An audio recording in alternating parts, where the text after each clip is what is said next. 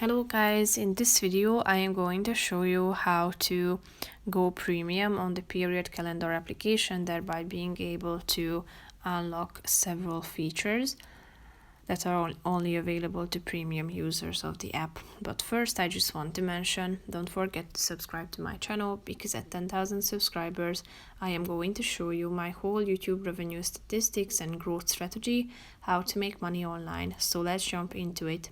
First of all, open the application on your phone, type in your password, and after that tap on the settings icon in the upper left corner of the screen.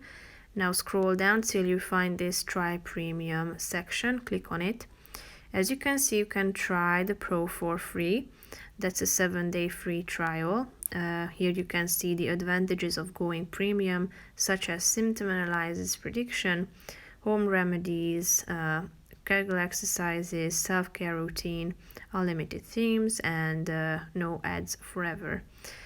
If you have made up your mind that you would like to try the free trial and then purchase the premium, tap on the 7-day free trial button down below, and then as you can see, it's written down below that you can cancel it anytime during the trial, and after that you can see how much you need to pay for the premium.